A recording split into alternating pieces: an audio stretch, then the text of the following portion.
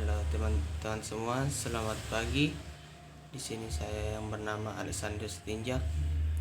Berikut pengenalan lapangan persekolahan yaitu PLP 2 di SMA Negeri 10 Medan.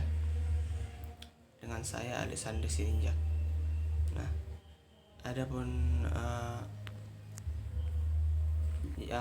bab yang saya jelaskan di sini yaitu bab pertama itu pendahuluan, bab kedua informasi sekolah mitra PLP 2, dan itu yang bab ketiga itu kegiatan PLP 2, dan bab 4 itu penutup. Bab 1 pendahuluan. Adapun latar belakang penyampaian calon pendidik sangat penting dilaksanakan. Hal ini berdasarkan pada amanah Undang-Undang Nomor 14 Tahun 2005 tentang guru dan dosen yang selanjutnya diatur dalam Peraturan Menteri Riset, Teknologi dan Pendidikan Tinggi atau Permendikbud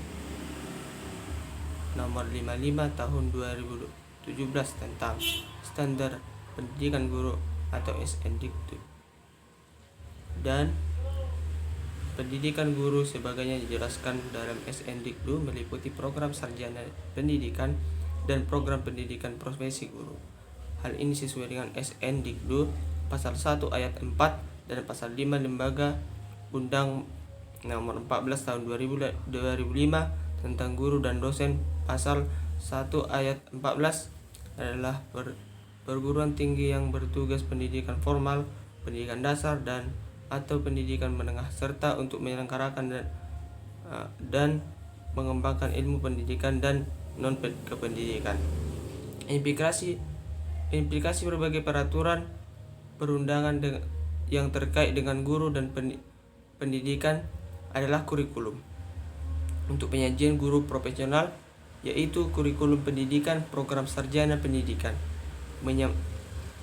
menyikapi berbagai perundangan di atas, maka model pengembangan kurikulum pendidikan guru dilakukan dengan memperhatikan prinsip-prinsip sebagai berikut. Keutuhan penguasaan kompetensi yang terkait dengan akademik pendidikan dan akademik bidang studi. Kedua, keterkaitan mengajar dan belajar. Adanya korelasi antara konten kurikulum. Dari pernyataan di atas untuk menciptakan guru yang profesional, maka seluruh mahasiswa program sarjana pendidikan wajib tahapan pengembangan penyiapan calon guru profesional melalui PLP, yaitu pengenalan lapangan persekolahan tahap 2. Adapun tujuannya,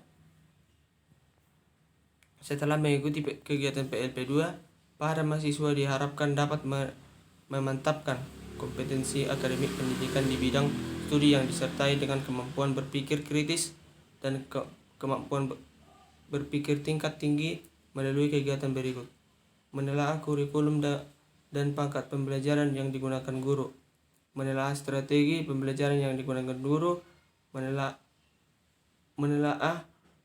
sistem evaluasi yang digunakan guru, membantu guru menyiapkan RPP, media pembelajaran, bahan ajar dan perangkat evaluasi, menelaah manfaat teknologi informasi dalam pembelajaran, melatih dan mengajar bimbingan guru pamong dan pembimbing PLP 2 dan bertujuan untuk merasakan proses pembelajaran serta memantapkan jati diri calon pendidik.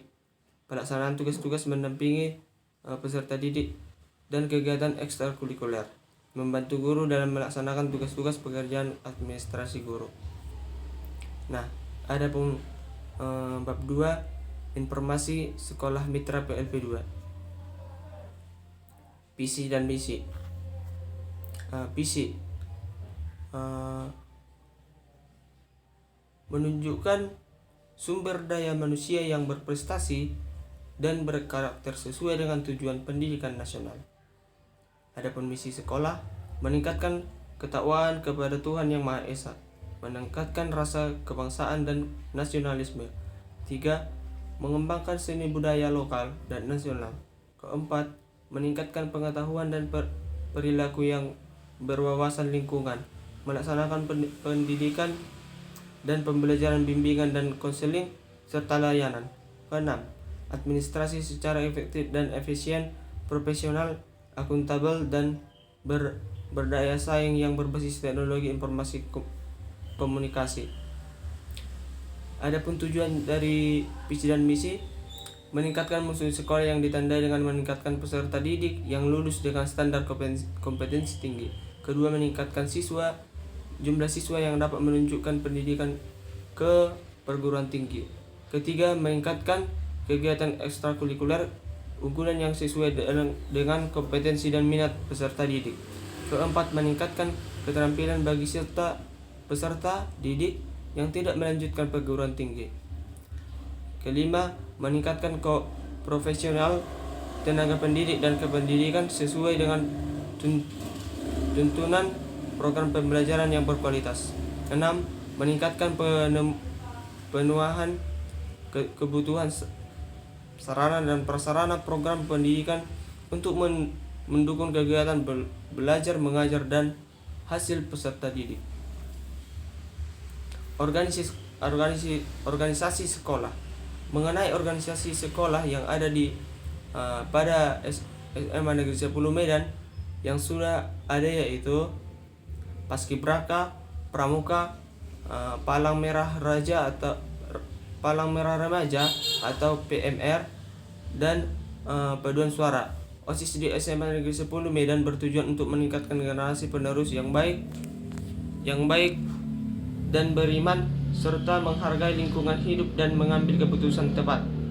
OSIS bertujuan untuk membangun dan mengembangkan wawasan dan memperdalam sikap sportif, jujur, disiplin, bertanggung jawab dari kerjasama antar anggota, serta dari seluruh lapisan kesiswaan.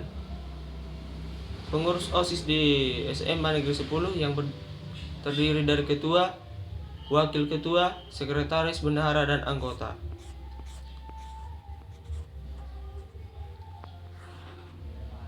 (2.3) Sumber daya manusia di sekolah. Yang pertama itu siswi.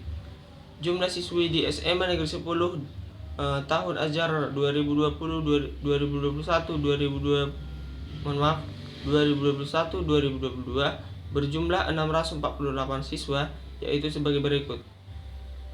Jenis kelamin laki-laki berjumlah 269 orang,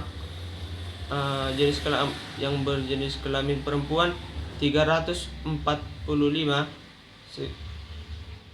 dan jumlah totalnya 614 siswa-siswi. Adapun yang kedua, guru atau tenaga kerja pendidik. Keadaan guru di sekolah Negeri 10 Medan mengatakan baik dalam arti guru-guru tersebut adalah orang-orang yang berkompeten di bidang pendidikan. Adapun jumlah guru di SMA Negeri 10 Medan yaitu berjumlah 51 orang yang pendidik, di mana terdiri dari 15 orang laki-laki dan 36 orang perempuan. Memiliki 5 orang staf tata usaha dan 1 petugas keamanan sarana dan prasarana, terdiri dari kepala sekolah, wakil kepala sekolah, komite sekolah, wakil kepala sekolah bidang kemahasiswaan, wakil kepala sekolah bidang sarana dan prasarana, wakil kepala sekolah di bidang hubungan masyarakat, wakil kepala sekolah di bidang kurikulum, unit perusahaan, dan lain-lain. Ada beberapa guru yang merangkap jabatan seperti kepala sekolah sebagai guru BP atau BK, wakil kepala sekolah juga sebagai guru matematika.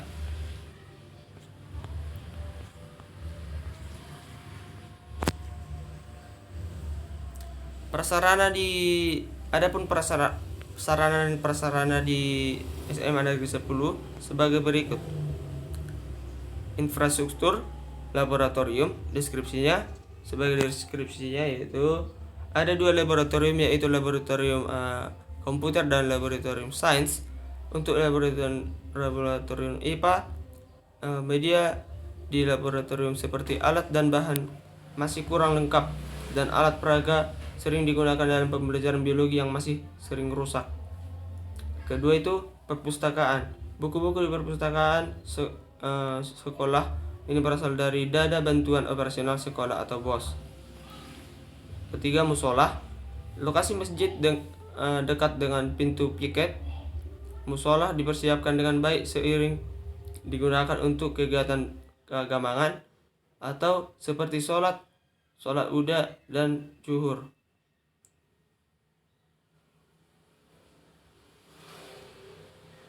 Keempat itu toilet. Toilet disediakan masing-masing untuk siswa dan guru. Wastafel digunakan juga disediakan. Ada 3 toilet ya untuk wanita dan 1 kamar untuk yang memiliki beberapa bilik kamar di kamar mandi di dalamnya untuk pria. Ruang guru, ruang kepala sekolah, ruang wakil kepala sekolah. Ada juga infrastruktur BK, ruang administrasi, ruangan kelas berjumlah deskripsinya 19 kelas.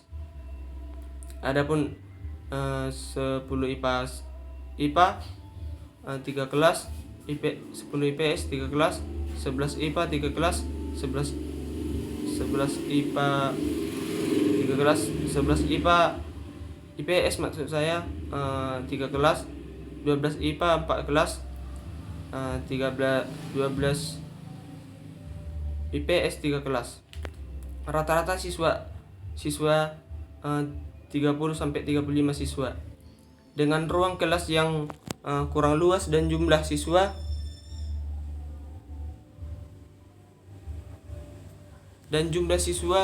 di dalam kelas yang cukup banyak membuat suasana yang tidak nyaman dalam proses pembelajaran di dalam kelas. 11 kantin. Terdapat 3 kantin di SMA Negeri 10 Medan.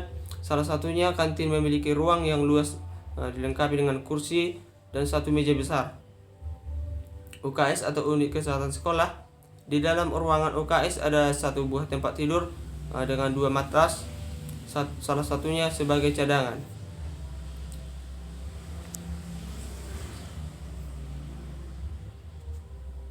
2.5 Prestasi sekolah dan kegiatan pendukung. Di SMA Negeri 10 Medan memiliki banyak prestasi sekolah. Hal ini terlihat pada banyaknya piala yang dipajang di dekat kantor tata usaha atau terlampir. Paskibraka beberapa kali memenangkan kompetisi membawakan piala serta siswa pramuka. Kedua, ekstrakurikuler tersebut memang tidak menonjol dibandingkan ekstrakurikuler lainnya. Ada juga Palang Merah Remaja atau PMR, namun jarang untuk mengikuti latihan dan kompetisi di luar. Untuk kegiatan sangkar tari lebih banyak menghadiri undangan daripada kompetisi. Ada juga siswa yang memiliki kompetensi lalu lintas siswa dan mereka mendapatkan juara pertama dan keempat. Untuk kegiatan menunjang ada rohani Islam atau rohis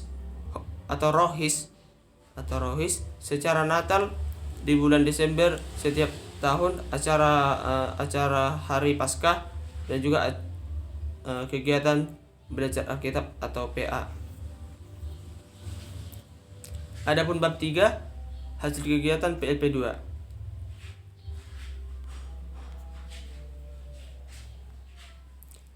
Analisis kurikulum dan menyusun perangkat pembelajaran. Kurikulum adalah seperangkat rencana dan peraturan mengenai tujuan, isi dan bahan pelajaran serta cara yang digunakan untuk pedoman penyelenggaraan kegiatan pembelajaran untuk mencapai tujuan pendidikan tertentu. Berdasarkan pengertian tersebut, ada 2 dimensi kurikulum. Yang pertama yaitu rencana peraturan mengenai tujuan, isi, dan bahan pembelajaran. Sedangkan yang kedua adalah cara yang digunakan untuk kegiatan pembelajaran kurikulum 2013 yang diperlakukan melalui tahun ajar 2013 sampai 2013-2014 yang memenuhi kedua dimensi tersebut. Dalam pelaksanaan telaah kurikulum di sekolah, hari Sabtu tanggal 16 November 2021 pukul 7.30 sampai 12 kami melakukan observasi sekaligus menjumpai guru pamong di SMA Negeri 10. Kegiatan ini dilakukan untuk memahami kurikulum yang di sekolah, bagaimana kegiatan belajar mengajar di sekolah. Sekolah ini menggunakan kurikulum 2013 revisi 2016. Seluruh kelas dari kelas 10 sampai kelas 12 sudah menggunakan kurikulum 2013 revisi 2016. Dalam menyusun rangkaian pelaksanaan pembelajaran RPP, kami dibantu guru pamong, mahasiswa membuat rencana pembelajaran RPP akan digunakan untuk tampil pada saat mengajar.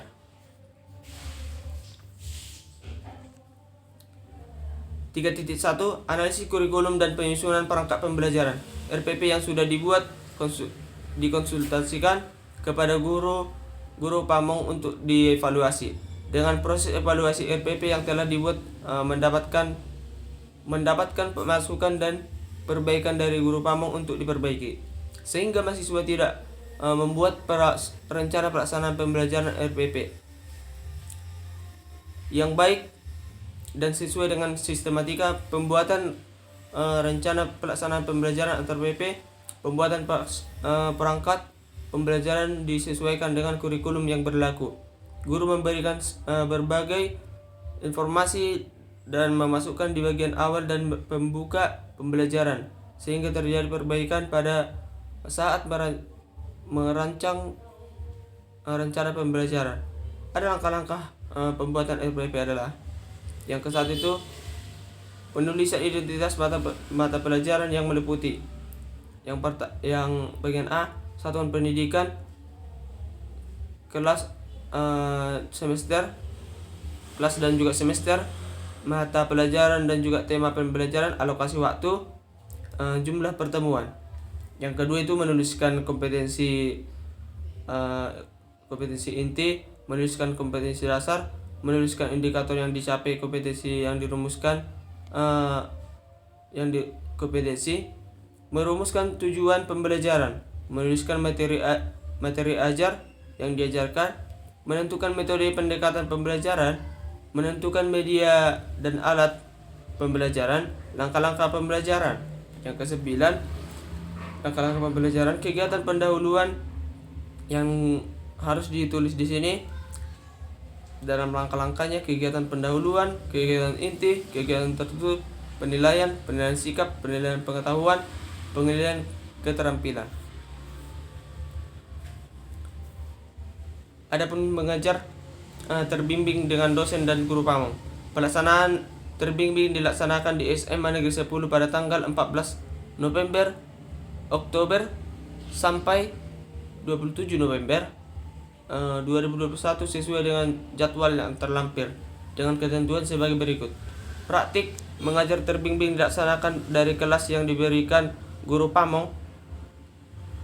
Yang kedua itu praktik mengajar terbimbing merupakan prasyarat untuk melaksanakan PLP2 pada tanggal 30 Oktober sampai 27 November 2021, tepatnya setiap hari Rabu, Jumat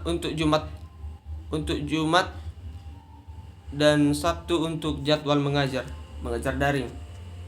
Pada setiap tatap muka terbuka pada hari Senin, Rabu, Jumat, dan Sabtu mengajar yang terbimbing oleh guru pamong sebelum melakukan pembelajaran. Perangkat pembelajaran yang telah disiapkan di minggu sebelumnya. Saya pun siap melakukan pelaksanaan pembelajaran praktik mengajar dalam 5 kali pertemuan pada 6 kali pertemuan pada 6 pertemuan praktik mengajar dilakukan secara terbimbing di mana guru ikut mengamati langsung kegiatan belajar mengajar. Dalam mengamati proses praktik mengajar, guru pembimbing memberikan kesukaan dan arahan mengenai apa yang harus dilakukan ketika mengajar di dalam kelas. Dalam 6 kali mengajar tersebut, materi yang diajarkan adalah materi matriks terkhusus, materi persamaan matriks, kesamaan matriks, operasi pada matriks, dan transpos matriks pada matematika wajib di kelas untuk kelas 11, dan lingkaran dan materi lingkaran. Pada materi lingkaran yaitu kalau materi lingkaran ini yaitu matematika peminatan untuk kelas 11. Kelas yang saya masuki saat terbimbing adalah 11 IPA 3. Mahasiswa melaksanakan pembelajaran secara sistematis sesuai di RPP di bawah guru bimbingan guru mapel. Selepas itu mahasiswa membuat guru pamong memeriksa buku latihan siswa, yang berarti siswa membantu administrasi sekolah dan guru pamong. Mengajar terbimbing teralokasi sebanyak 6 kali. Pada kegiatan mengajar guru pamong, mahasiswa berada di belakang kelas untuk mengamati mahasiswa.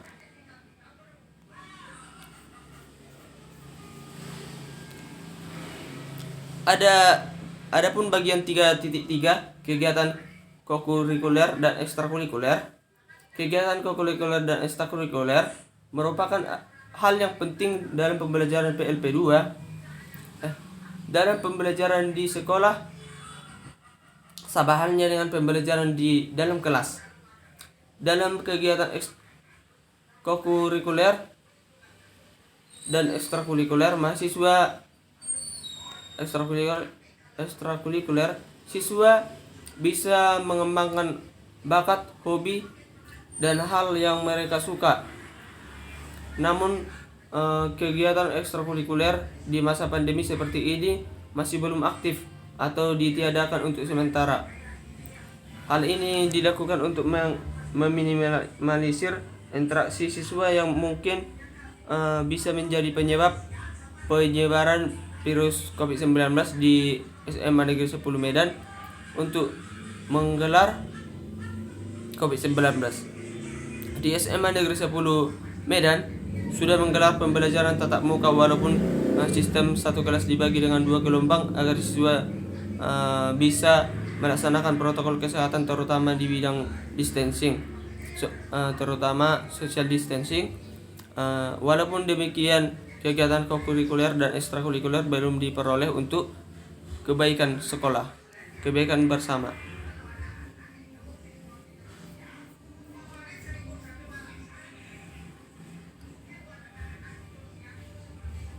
Adapun 3.4 kegiatan administrasi guru. Administrasi guru dapat dimengerti sebagai perangkat kegiatan atau tindakan yang harus diketahui dan dimiliki oleh guru dan calon guru, digunakan untuk kegiatan pembelajaran sehingga kegiatan pembelajaran dapat berlangsung secara efektif dan efisien. Maka guru dan siswa mendapatkan isi pesan pembelajaran selama melakukan PLP 2 di sekolah SMA Negeri 10. Kami telah mempelajari cara pembuatannya. Membuat kalender pendidikan, silabus, program semester, program tahunan, alokasi waktu, analisis terkait KI dan KD dengan IPK pada materi pembelajaran, alokasi kompetensi, analisis standar kompetensi lulusan atau SKL, pemetaan kompetensi dan teknik penilaian, penetapan indikator mencapai kompetensi, rencana pelaksanaan pembelajaran atau RPP, instrumen penilaian, dan lain sebagainya. 4 itu penutup. Saran kesimpulan dan saran. Adapun penutup kesimpulan, kegiatan pengenalan lapangan persekolahan di ataupun PLP2 di SMA Negeri 10 dilaksanakan dari 14 Oktober sampai 27 November 2021. SMA Negeri 10 Medan memberlakukan kurikulum 2013 sebagai perangkat rencana dan peraturan mengenai tujuan, isi, bahan dan pembelajaran serta dengan cara menggunakan sebagai pedoman penyelenggara kegiatan yang mengajar di SMA Negeri 10 Medan dan mengikuti dan mulai berlaku pada tahun ajaran 2013-2014. Namun saat ini SMA Negeri 10 SMA Negeri 10 Medan menggunakan kurikulum 2013 revisi 2016 untuk seluruh kelas dimulai dari kelas 11 sampai kelas 12. Sumber daya mahasiswa atau mahasiswi di SMA Negeri 10 Medan terdiri dari 648 siswa keseluruhan siswa di mana peserta didik laki-laki terdiri dari 278 orang dan siswa perempuan terdiri dari 370 orang yang terbagi atas beberapa tingkat dengan 2 jurusan berbeda, yaitu IPA atau ilmu pengetahuan alam dan IPS atau ilmu pengetahuan sosial. Sumber daya guru atau tenaga pendidik di SMA Negeri 10 Medan terdapat 51 orang, di mana 15 orang laki-laki dan 36 orang perempuan, memiliki 5 orang staf tata usaha dan 1 petugas keamanan. Sarana prasarana yang terdapat di SMA Negeri 10 Medan adalah laboratorium, musola, perpustakaan, UKS dan ruang kelas. Di SMA Negeri 10 Medan memberikan fasilitas berupa organisasi sebagai wadah meningkatkan minat dan bakat siswa, organisasi yang tersedia di antara OSIS, Paskibraka, Pramuka, Palang Merah Remaja atau PMR, dan paduan suara. Namun untuk pelaksanaan kegiatan kokurikuler dan ekstrakurikuler di masa pandemi saat ini masih belum aktif atau ditiadakan untuk sementara. Hal ini dilakukan untuk meminimalisir interaksi siswa yang mungkin menjadi penyebab penyebaran virus COVID-19. Sistem pembelajaran yang telah diterapkan pada sekolah sudah sangat baik untuk meningkatkan prestasi siswa. Dalam proses pembelajaran siswa dituntut aktif. Namun dengan niat yang dimiliki siswa yang semakin rendah, yang masih rendah, harus memikirkan metode cara pembelajaran yang paling tepat untuk dapat meningkatkan kualitas bagi siswa atau belajar siswa begitu. Dari kegiatan PLP2 yang kami lakukan di SMA Negeri 10 Medan, kami menyimpulkan sebagai berikut. Kami dapat menyusun dan mengembangkan rencana pelaksanaan pembelajaran atau RPP. Yang kedua itu kami dapat menyusun dan mengembangkan bahan ajar sesuai RPP. Yang ketiga, kami dapat membuat pengembangan media yang menarik dengan sesuai dengan RPP. Yang keempat, kami dapat menyusun dan mengembangkan lembar kerja peserta didik atau LKPD dengan RPP.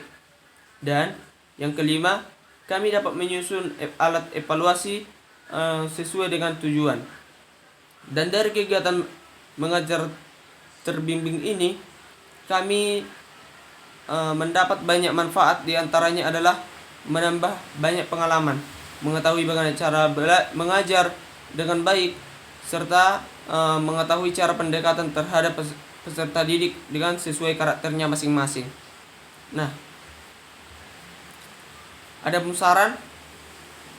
saran yaitu pelaksanaan pengenalan lapangan persekolahan PLP2 sebaiknya dilaksanakan dengan mohon maaf, pelaksanaan pengenalan lapangan persekolahan PLP 2 sebaiknya dilaksanakan dengan melakukan kegiatan pelepasan dan penutupan dari pihak kampus dengan dosen pendamping. Berikut